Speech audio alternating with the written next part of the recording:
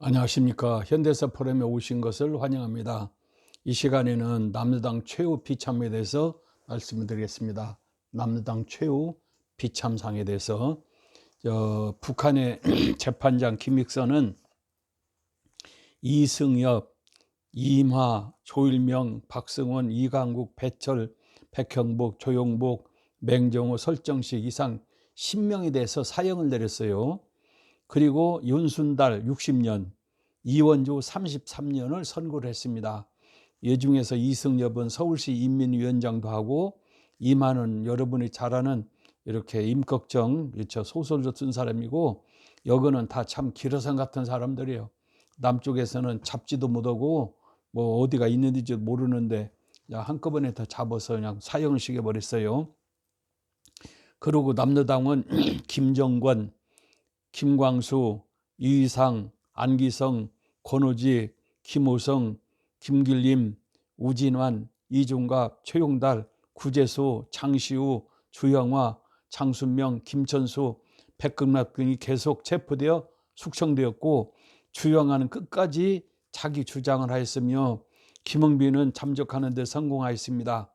박합동은 정신 이상자 노릇을 하면서 이제 그 중에서 박합동안 살아서 일본으로 도망치는데 이제 성공을 했죠.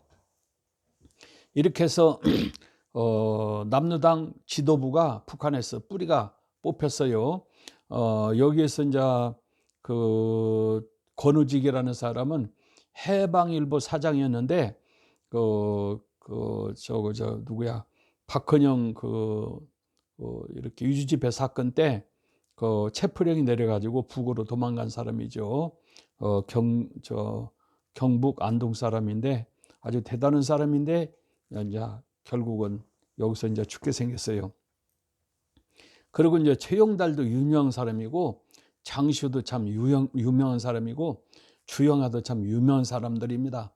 이런 사람들이 북한에 가서 자기 뜻을 펴지도 못하고 이제 다 죽게 생겼어요. 그리고 뿌리가 뽑히고. 그리고 이제 박합동은 이제 일본에 가서 이제 임시정부를 만들어 가지고 김일성하고 대항을 하려고 그랬어요.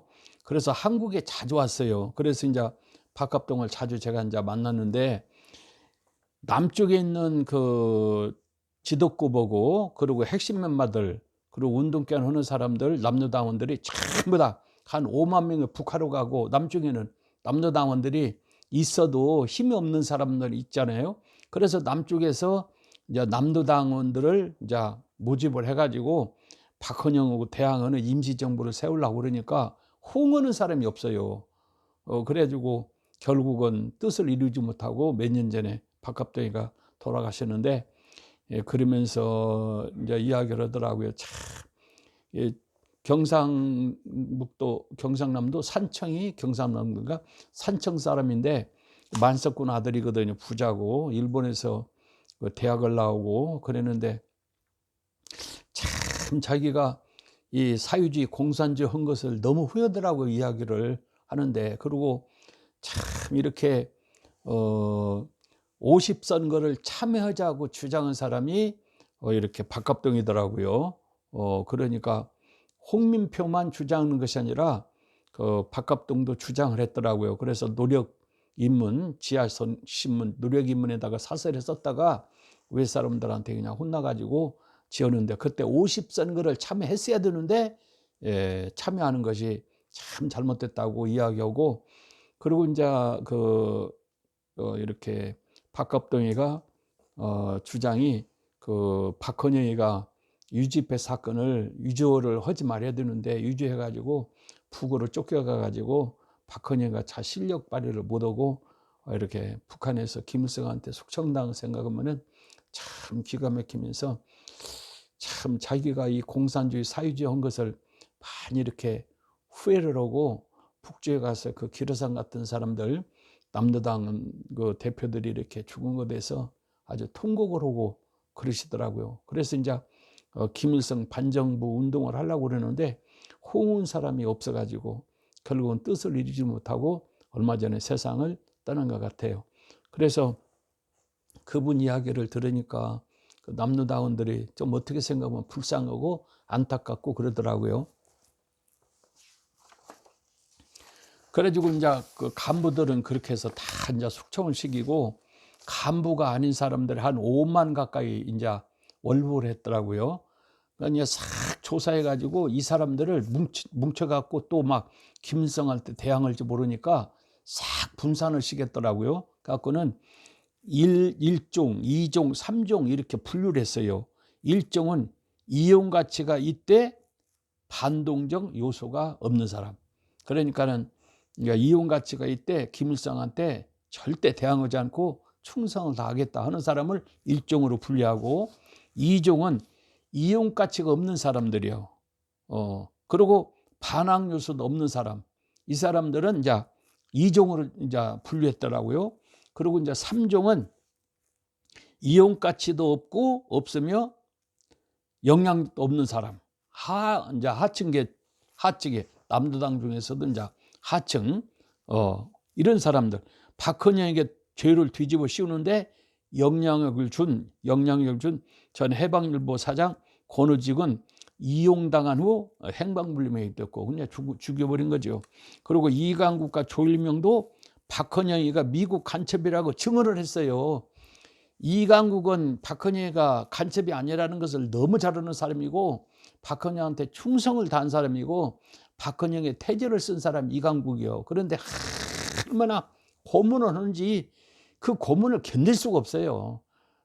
참 이렇게 여러분이 지금 뭐 경찰서 가서 조사받고 검찰청 가서 조사받고 감옥에 들어간 것은 이건 양반이요.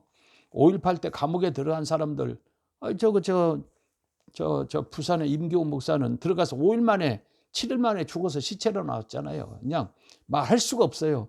김상현도 들어가서 고문 당하는데 5일을 못 넘기겠다. 항우 장서도 다 그냥 불지 않고는 뭐 견딜 수가 없다. 그렇게 국회에서 증언했잖아요. 북한에서도 고문에는 차라리 약 먹고 죽는 건 쉬운데 고문은 그렇게 힘들어요. 그러니까 이강국이가 박헌영은 미국에 간첩이었다. 그리고 이제 간첩이라고 이제 증언을 했고, 그러니까 조일명도 박헌영이가 미국의 간첩이다. 두 사람이 증언을 셌어요. 그러니까 두 사람이 증언을 서니까 박헌영이가 미국 간첩이라고 아무리 안 하더라도 야, 네 부하 이강규가 간첩이라고 했지 않느냐. 조일명이가 간첩이라고 하지 않느냐. 그러니까 꼼짝없이 박헌영이가 간첩으로 몰려서 죽게 됐어요. 세상에 박헌영이가 간첩이라니 여러분 말이 되겠어요? 천하가 다 웃을 일이지. 그리고 이제 이강국은 딸이 아버지가 미국 간첩이라 이걸 규탄하고 있어요. 딸이 아버지를 간첩이라고. 참, 세상에 북한은 이런 나라예요. 아버지도 없고 어머니도 없고 부자지간도 없고 형제간도 없는데요. 거기는 세상 이강국은 간첩이 아니죠. 그런데 딸이 자기 아버지는 간첩이다. 그렇게 사람들한테 이야기하고 그리고 이제 비참하게 이강국의 세상을 이제 떠났죠. 안기성이라는 사람이 있어. 안기부 2번 중에서 생산공동연합 부위원장 구속 중 병사되고, 김우성 신의주 교원대학장, 김순남 작곡가, 이중업 남로당 군사부장 유명하잖아요. 김수임이가 배어드 대령 그 승용차 가지고 개성을 지나서 이렇게 판문점을 지나서 개성까지 데려다 준 사람 이중업이라고 유명하잖아요. 총살되고 남로당원을 남침이 이황 후 이제는 필요 없다 해서 한 5만 명 정도를 숙청을 해버렸어요. 5만 명이 얼마나 많은 숫자요. 남로당원의 가족들도 모두 일정원으로 수용되어 중노동 종사하고 그들은 일생 동안 감시를 당하며 수용소에서 살해했습니다. 김일성은 남로당 숙청 후 10년이 지나서 남해안에 통역당 사건이 있어요. 박정희 때 62년도에 간첩을 김진락을 보냈어요. 갖고는 김진락이가 이렇게 신영복을 교육을 시키고 그리고 김종대 같은 사람들을 다 포섭을 했는데 이 김일성이가 62년도에 남쪽에 간첩으로 보내려고 남도당원들을 북한에서 싹 알아보니까 없는 거예요. 만약에 박헌영이나 뭐 이런 사람만 죽이고 나머지 이제 임원들, 고급 관문들 살려주고 5만 명을 살렸으면은 남쪽에 보낼 간첩이 엄청나게 많죠. 그리고 태백산, 보현산, 지리산에는 4만 명 정도가 있어요. 유격대가. 그리고 이제 남도당 그 특수부 북한의 해주에는 한 4천 명 있고 그 4천 명이 무기를 들고 내려가고 그리고 나머지 몇만 명이 이렇게 해안을 통해서 남한에 내려가고 그리고 이제 보현산 그다음에 지리산, 가야산에 있는 남도당 유격대를 뭉치고 그래갖고 계속 투쟁했으면은 남한이 보통 골치 아픈 일이 아니에요. 그런데 남쪽에서 해야 될 일을 김일성이가 남도당 지도급에 있는 사람 싹 죽였지. 5만 명 싹 죽였지. 그래서 이제 통역당이 지난 다음에 인혁당 사건이 있고 인혁당 사건이 있은 다음에 남민진 사건이 있는데 남쪽에 남도당원들을 북한에 있는 사람들을 뽑아가지고 남쪽으로 보내려니까 남도당원들이 없는 거예요. 이때서 김일성이가 참 후회를 했어요. 그러니까 김일성은 진짜 바보예요. 첫째 50선거 참여해야 되는데 반대가지고 남한을 점령할 수 있는 좋은 기회를 놓쳤죠. 그리고 6.25 이렇게 해서 이렇게 가다시고 안 했으면 벌써 남한을 점령할 건데 가다시고 해서 졌죠. 세 번째로는 5만 명 가까이 되는 남도당원들을 북한에서 잘 교육시켜가지고 남쪽으로 다 보내버려요. 그냥 죽든지 살든지 북한에서 죽일 것이 아니라 남쪽에 가다 죽어도 오주니까 다 보내버려요. 그러면은 남쪽이 대혼란일 건데 그걸 자기가 다 죽여버렸어요. 그러니까 남쪽에 간첩을 보낼 사람이 없는 거예요. 그래서 김일성이가 세 번째 아주 좋은 기회를 이제 다 죽여가지고 놓쳐버린 거죠. 그러고 보면은 김일성 같이 바보인 사람이 없어요. 금강학원에 이민유격대 4천 명 있어요.